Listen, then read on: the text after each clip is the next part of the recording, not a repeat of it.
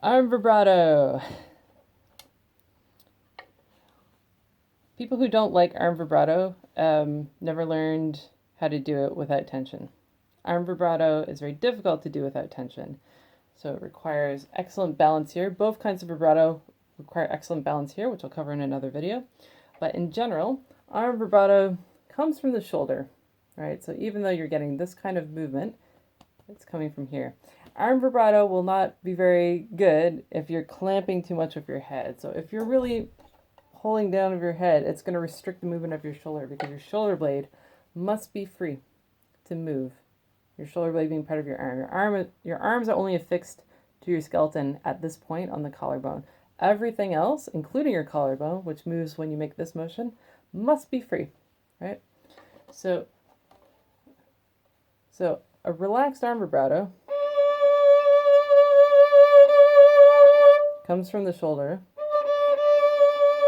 Some people think of arm vibrato as coming only from the forearm. This is where you're going to get those tense arm vibratos that people complain about. You don't want that. It comes from the shoulder. You have to have a relaxed shoulder. So, and the hand can't be so tight, and the thumb has to be very, very loose. Touching but not holding or gripping. Or you can let go completely. Now, you need a couple of things. So you need freedom this way. You need to be able to swoop up and down the fingerboard, no problem, like this. Right? So this is a good place to start. Notice I've stuck my thumb up.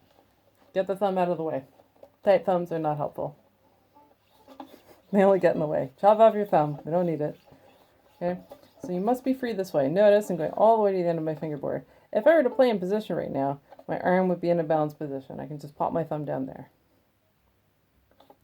Don't worry too much about being really correct in sticking your thumb down here. If you're in position, that adds a lot of tension. You really just want arm weight. So freedom. So this is the first step. Now, vibrato is a muscle movement.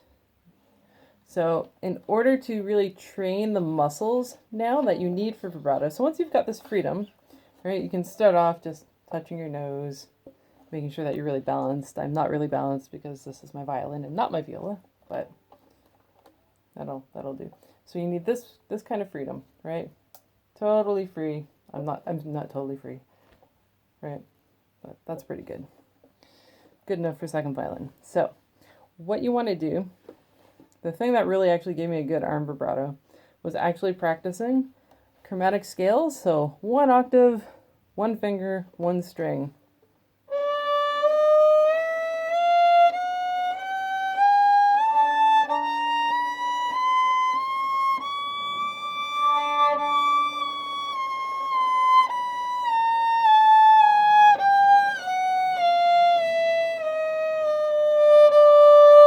That could have been more in tune. So that's one way of doing it. You go up and you go back, and you should do this every finger, every string. So this teaches your arm control as long as you're being very careful to not tighten up. It's very easy to tighten as you go up. So again, you have to be very balanced. Practice this and exhale a lot. Take your thumb off. No thumb.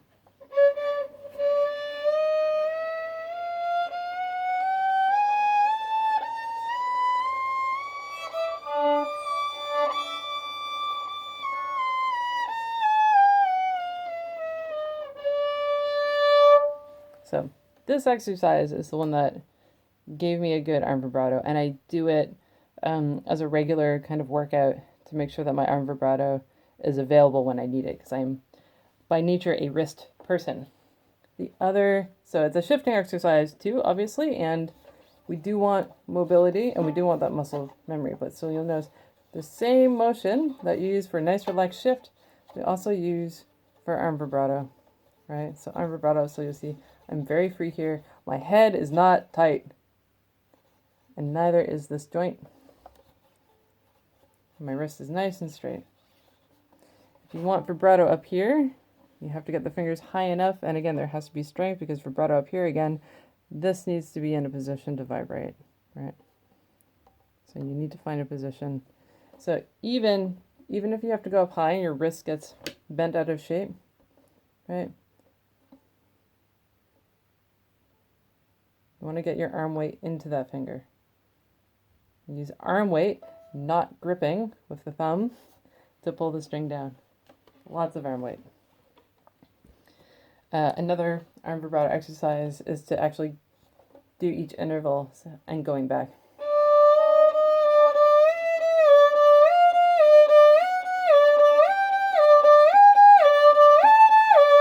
Right? And I'm tightening up as I'm doing this, so I need to breathe.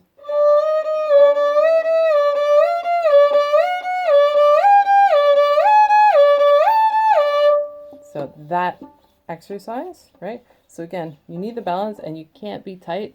And I'm not pressing the string down very hard. My bow is pretty light. You can always check your right hand for extra tension.